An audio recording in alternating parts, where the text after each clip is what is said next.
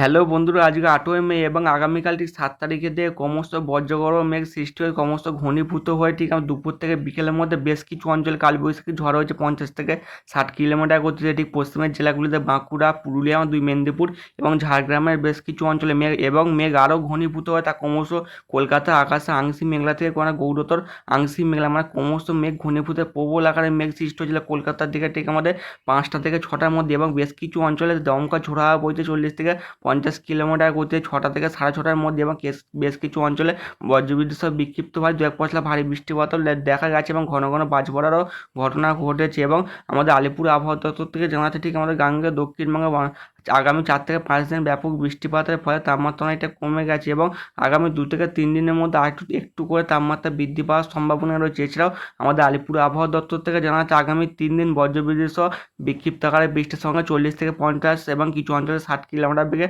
দমকা ঝোড়ো হাওয়া বইতে পারে। এছাড়াও আমাদের আলিপুর আবহাওয়া দপ্তর থেকে জানা যাচ্ছে ঠিক আমাদের গাঙ্গেয় দক্ষিণবঙ্গের পাশাপাশি আমাদের বাংলাদেশের দিকে বজ্রবিদ্যুৎ সহ বিক্ষিপ্ত ভারী বৃষ্টিপাত হবে, এবং আগামী ২৪ ঘন্টার মধ্যে আমাদের উত্তরবঙ্গের দিকেও সমস্ত জেলা আলিপুরদুয়ার, কোচবিহার, দার্জিলিং, কালিম্পং, এছাড়াও উত্তর দিনাজপুর, দক্ষিণ দিনাজপুর, মালদার দিকেও বজ্রবিদ্যুৎ সহ বিক্ষিপ্ত ভারী বৃষ্টিপাতের সম্ভাবনা রয়েছে। এছাড়াও আমাদের আলিপুর আবহাওয়া দপ্তর থেকে জানা যাচ্ছে আগামী ৩ দিন ঠিক আমাদের গাঙ্গেয় দক্ষিণবঙ্গের সমস্ত জেলা, ২ চব্বিশ পরগনা, 2 মেদিনীপুর, কলকাতা, হাওড়া, হুগলি, মুর্শিদাবাদ, নদিয়া, বাঁকুড়া, পুরুলিয়া, 2 মেদিনীপুর এবং ঝাড়গ্রামের দিকে বজ্রবিদ্যুৎ সহ বিক্ষিপ্ত আকারে বৃষ্টিপাত হতে পারে। এছাড়া মুর্শিদাবাদ দিকেও হওয়ার সম্ভাবনা রয়েছে। এছাড়াও আমাদের আলিপুর আবহাওয়া দপ্তর থেকে জানানো আছে ঠিক আমাদের মধ্যপ্রদেশের উপর দিয়ে, ছত্তিশগড়ের উপর দিয়ে ঝাড়খণ্ড পর্যন্ত একটি নিম্নচাপ অক্ষরেখা রয়েছে, এবং আরেকটি নিম্নচাপ অক্ষরেখা রয়েছে ঠিক এদিকে দক্ষিণ ভারতে, ঠিক দক্ষিণ পূর্ব আরব সাগরের উপর দিয়ে, ঠিক কর্ণাটকের উপর দিয়ে একটি নিম্নচাপ অক্ষরেখা রয়েছে, এবং এই দুই নিম্নচাপের ফলে ঠিক আমাদের উত্তর ভারতের দিকে বজ্রবিদ্যুৎ সহ বিক্ষিপ্ত ভারী বৃষ্টিপাত হবে, এবং আমার দক্ষিণ ভারতের থেকে আমাদের তামিলনাড়ু, পুদুচেরির দিকে দমকা ঝোড়ো হাওয়ার সঙ্গে বজ্রবিদ্যুৎ সহ ভারী বৃষ্টিপাতের সম্ভাবনা রয়েছে। এইদিকে আমাদের কেরালার দিকে বজ্রবিদ্যুৎ সহ ভারী বৃষ্টিপাত হতে পারে। এছাড়াও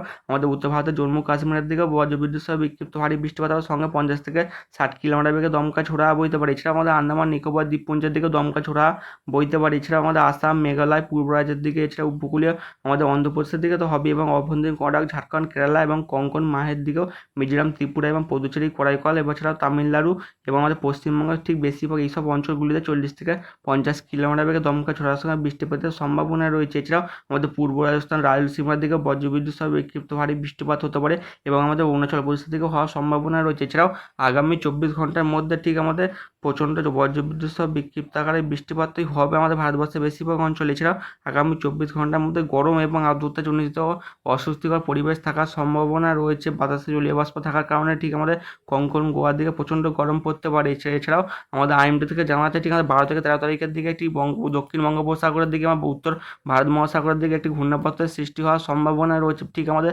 ১৩ তারিখের আশপাশে, এবং এটি একটু একটু করে শক্তি বৃদ্ধিও করতে পারে, এবং এটি নিম্নচাপে পরিণত হওয়ারও সম্ভাবনা রয়েছে। এবং আগামীকাল আপডেটে দেখা যাচ্ছে এই ঘূর্ণিঝড়ে রূপান্তরিত হয়ে তা ক্রমশ উড়িষ্যা এবং বাংলাদেশে এবং আমাদের বাংলার দিকে এগিয়ে আসার সম্ভাবনা রয়েছে, এবং এটি শক্তি বৃদ্ধি করার সম্ভাবনা একদম নেই। তবে এই মাসের লাস্টের দিকে ঠিক আমাদের ২০ থেকে ২২ তারিখের মধ্যে একটি ঘূর্ণাবর্তের সৃষ্টি হতে পারে ঠিক আমাদের মায়ানমার উপসাগরের দিকে হওয়ার সম্ভাবনা রয়েছে। এটি ক্রমশ শক্তি বৃদ্ধি করতে পারে ২১ তারিখের দিকে ঠিক আর মায়ানমার উপকূল বরাবর, এটি ক্রমশ শক্তি বৃদ্ধি করে ঠিক আমাদের ২২ তারিখের দিকে প্রচণ্ড ঝড় বৃষ্টিপাত হবে মায়ানমারের দিকে। এটি ক্রমশ আরও শক্তি বৃদ্ধি যদি করতে শুরু করে সর্বোচ্চ গতিবেগ হতে পারে প্রায় ১০০ কিলোমিটার অধিক, মানে যখন এটি ঘূর্ণিঝড়ে রূপান্তরিত হতে পারে ঠিক মানে গভীর থেকে অতি গভীর নিম্নচাপ পিরিয়ড ৫০ থেকে ৬০ কিলোমিটার বেগে দমকা ঝোড়ো হাওয়া বইতে পারে। এছাড়াও এটি আরও শক্তি বৃদ্ধি করে তা ক্রমশ আমাদের বাংলার উপকূল বরাবর এবং উড়িষ্যা উপকূল বরাবর এগিয়ে আসার সম্ভাবনা রয়েছে, এবং এই ঘূর্ণিঝড়টির নাম হবে অর্ণব। এটি অত্যন্ত মানে প্রবল ঘূর্ণিঝড় না হলে এটি ঘূর্ণিঝড়ের আঘাত ধারণ করার ক্ষমতা রাখতে পারে, মানে এই ঘূর্ণিঝড়টি ক্রমশ শক্তি বৃদ্ধি করতে পারে ঠিক আমাদের ২১ থেকে ২২ তারিখের মধ্যে।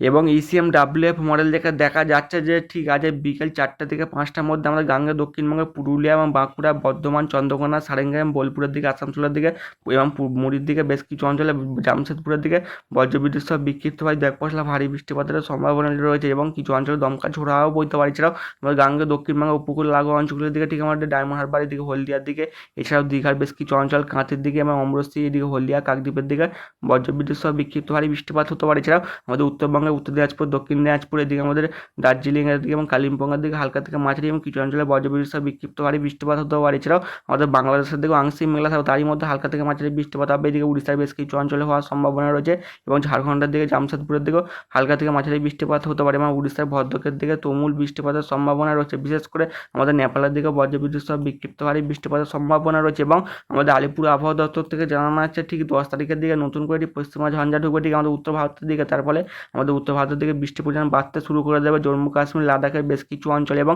কিছু অঞ্চলে শিলা বৃষ্টিপাত লক্ষ্য করা যেতে পারে এবং শনিবার ঠিক দুপুর 2টো থেকে 3টের মধ্যে আমাদের ঝাড়খণ্ডের দিকে প্রচুর আকারে বৃষ্টিপাত হবে। বিহারের দিকে ভারী থেকে 2-1 পশলা অতি ভারী বৃষ্টিপাতের সম্ভাবনা রয়েছে, বিশেষ করে গোয়ার দিকে হতে পারে, এদিকে মানে হাজারিবাগের দিকে হতে পারে, দেওঘরের দিকে, ধানবাদ, এইদিকে লক্ষ্মীসরাইয়ের দিকে হওয়ার সম্ভাবনা রয়েছে। এইদিকে আরও ঠিক আমাদের উড়িষ্যা জুড়ে বজ্রবিদ্যুৎ সহ বিক্ষিপ্ত ভারী বৃষ্টিপাত হবে এবং গাঙ্গে দক্ষিণবঙ্গে ঠিক আমাদের পশ্চিমের জেলাগুলিতে পুরুলিয়া, বাঁকুড়া, 2 বর্ধমানের দিকে এবং কলকাতা, হাওড়ার বেশ কিছু অঞ্চলে, এছাড়া আমাদের 2 মেদিনীপুর, ঝাড়গ্রামের দিকে বজ্রবিদ্যুৎ সহ বিক্ষিপ্ত ভারী বৃষ্টিপাতের সম্ভাবনা রয়েছে এবং পূর্ব রাজ্যের দিকে ঠিক আমাদের মানে আসাম, মেঘালয়, নাগাল্যান্ডের দিকে বজ্রবিদ্যুৎ সহ বিক্ষিপ্ত ভারী বৃষ্টিপাতের সম্ভাবনা রয়েছে। শনিবার আবার 6টার দিকে বৃষ্টির পরিমাণ আরও বাড়তে পারে কলকাতা, হাওড়া, হুগলি, 2 মেদিনীপুর, ঝাড়গ্রামের বেশ কিছু অঞ্চল, এছাড়া আমাদের উত্তর দিনাজপুর, দক্ষিণ দিনাজপুরের দিকে এবং মুর্শিদাবাদ, নদীয়ার দিকে প্রচণ্ড আকারে ঝড় বৃষ্টিপাত চলতে পারে এবং আমাদের রবিবারের দিকে হালকা থেকে মাঝারি বৃষ্টিপাতের সম্ভাবনা রয়েছে। তবে ঠিক আমাদের ঠিক যে ঘূর্ণিঝড়টি তৈরি হওয়ার সম্ভাবনা রয়েছে ঠিক আছে 20 থেকে 22 তারিখের মধ্যে ঠিক আমাদের বাংলাদেশ সংলগ্ন ঠিক আমাদের মায়ানমার উপসাগরের দিকে তার ক্রমশ, তার ফলে আমাদের গাঙ্গে দক্ষিণবঙ্গের দিকে 21 থেকে 22 তারিখের মধ্যে প্রচণ্ড ঝড় বৃষ্টিপাত চলার সম্ভাবনা রয়েছে। উপগ্রহ চিত্র দেখা যাচ্ছে যে ঠিক আমাদের গাঙ্গে দক্ষিণবঙ্গের উপর আংশিক মেঘলা আকাশ এবং কিছু অঞ্চলে বজ্রগড় মেঘ দেখা যাচ্ছে এবং আগামী 2 থেকে 3 ঘন্টার মধ্যে ঠিক আমাদের পুরুলিয়া, এছাড়াও বাঁকুড়ার বেশ কিছু অঞ্চল, 2 বর্ধমানের দিকে এবং নদীয়ার বেশ কিছু অঞ্চলে, এছাড়াও আমাদের মুর্শিদাবাদ, আমাদের বীরভূমের দিকে বজ্রবিদ্যুৎ সহ বিক্ষিপ্ত আকারে বৃষ্টিপাতের সম্ভাবনা রয়েছে।